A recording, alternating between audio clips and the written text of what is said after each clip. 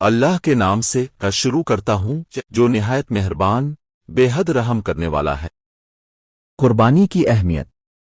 حضرت محمد نے فرمایا، جس کے پاس وسعت ہو اور وہ قربانی نہ کرے وہ ہماری عیدگاہ کے قریب نہ آئے۔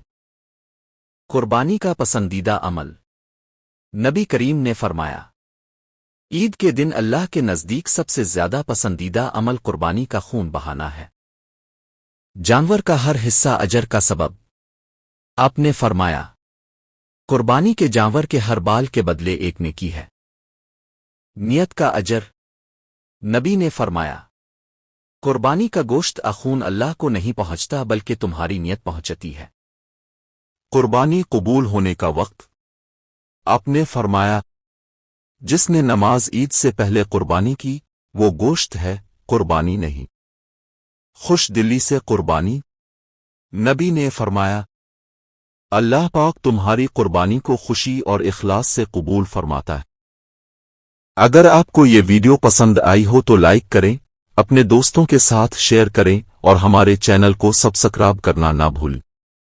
اللہ اب سب کو جزائی خیر عطا فرمائے۔ آمین۔